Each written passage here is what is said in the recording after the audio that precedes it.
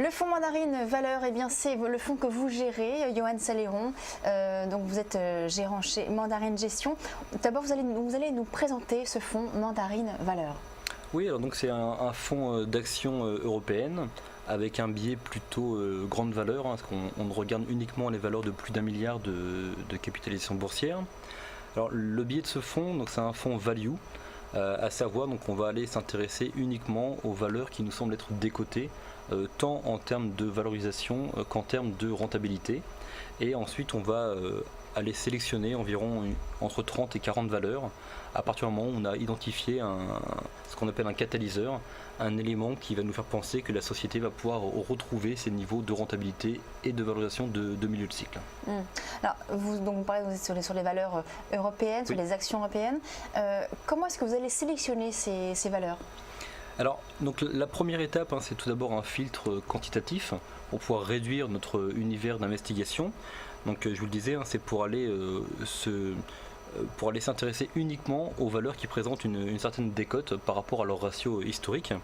Et ensuite, la seconde étape, qui est une étape plutôt qualitative, c'est d'aller trouver une valeur qui nous semble intéressante dans la mesure où elle peut avoir du potentiel pour restaurer sa rentabilité et donc sa valorisation. Donc ça peut être du fait d'un nouveau changement de management, ça peut être une nouvelle stratégie dans la politique de la société, ça peut être des restructurations, ça peut être une cession d'actifs non stratégiques, tout ce genre d'éléments qui vont permettre à la boîte, à la société de retrouver ces niveaux de rentabilité de milieu de cycle. D'accord.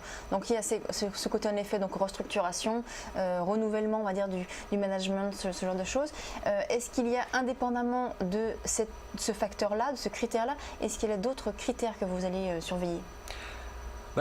Nous, à partir du moment où une société a connu un accident de parcours à court terme, qui font que la société revient dans nos radars de valorisation, on va commencer à s'intéresser à la société. En revanche, encore une fois, c'est pas parce que la société n'est pas chère qu'elle mérite d'être achetée à court terme, parce que voilà, si elle continue à se dégrader, c'est pas le bon moment, le bon timing pour aller se positionner sur le titre.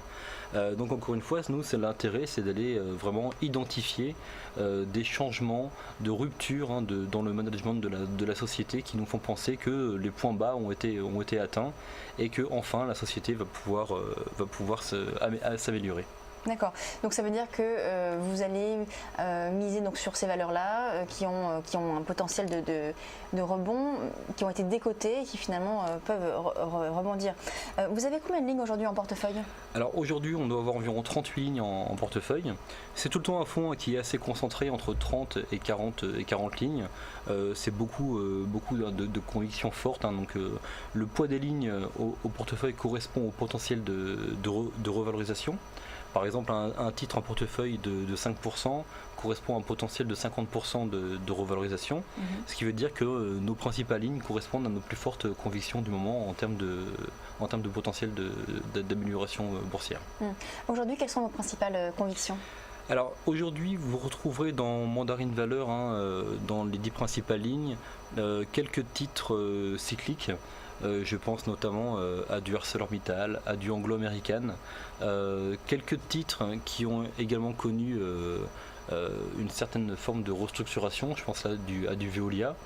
Il y a également du Volkswagen qui a été pas mal chahuté cette année, avec des craintes notamment sur la croissance de la Chine, qui reste un marché très important pour le groupe. On retrouve également quelques bancaires. Les bancaires, on était très fortement surpondéré bancaire il y a 2 ans. On l'est un peu moins aujourd'hui parce que le secteur a commencé à pas mal rebondir. Donc en termes de valorisation, on n'est plus sur des décotes extrêmes, mais on trouve toujours certains titres intéressants, notamment du BNP Paribas, du Unicredit, ce genre de titres. Et enfin, on a encore également quelques valeurs un peu plus défensives qui restent abordables en termes de valorisation. C'est-à-dire défensif, là, je pense notamment à du Fresenius par exemple, donc une valeur allemande, c'est le leader mondial de la dialyse. Donc vous voyez, quel que soit le cycle économique, les gens vont continuer à se guérir et utiliser les produits de Fresenius. Donc voilà, c'est un titre qui est moins dépendant de la conjoncture. Alors on voit en effet que la finance est la plus grosse pondération de votre fonds à pratiquement 20% du fonds. C'est un vrai pari, hein, enfin c'est un vrai pari, c'est une vraie conviction, ce secteur bancaire. C'est vrai que ça a été beaucoup décoté ces derniers temps, ça a été très chahuté. Là c'est avec la BCE qui donne de l'argent gratuit quasiment aux banques. Elles vont profiter vraiment de cette politique de soutien de la BCE. Vous avez parlé de la BNP, vous avez parlé donc d'Intesa. Ce sont aujourd'hui les principales convictions que vous avez sur le secteur bancaire. Vous n'en avez pas par exemple sur la Société Générale ou sur Crédit Agricole, Natixis, sur ces valeurs françaises? Non, en France, effectivement, on a uniquement du BNP Paribas. Et d'une manière générale, ce qu'on essaye de faire dans la construction du portefeuille sur les niveaux bancaires, sur les valeurs bancaires, on se positionne uniquement sur les valeurs qui nous semblent être les plus solides du secteur. Donc on n'a jamais été tenté d'aller jouer des banques de second rang, des banques des populaires en Espagne ou des petites banques en Italie, malgré des niveaux de valo extrêmement basses.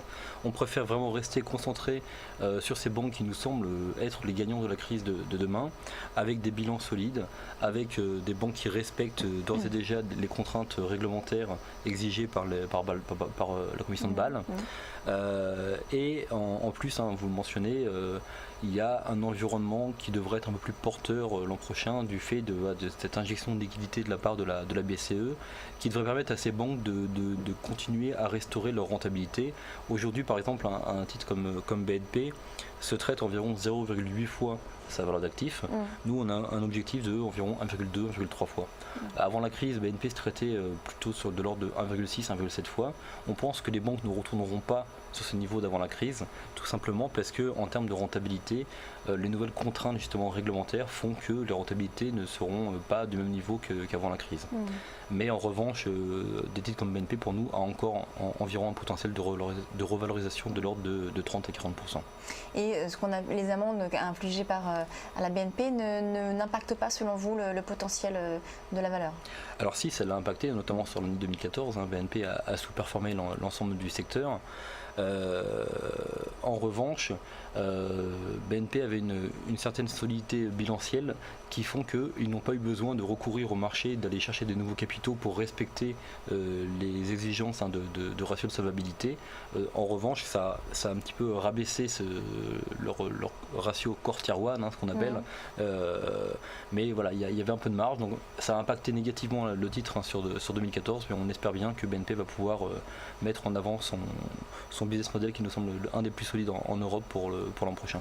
Dernière question, vous êtes investi donc très fortement en actions. Oui. Comment est-ce que vous allez protéger votre portefeuille en cas de chute des marchés comme on a pu voir ça cet été et puis en octobre?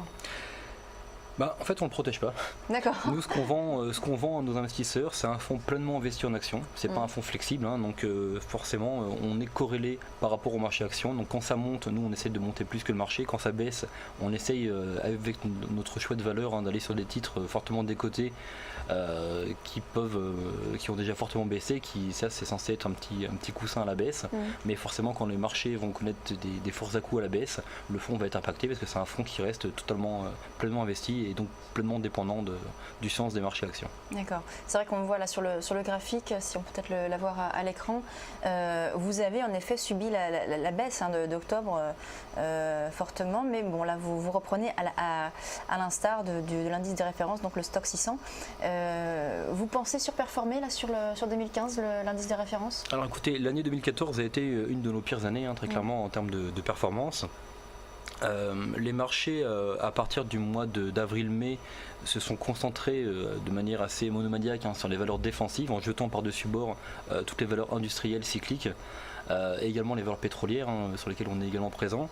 Donc là nous on a extrêmement souffert de cette rotation sectorielle très forte au sein du marché.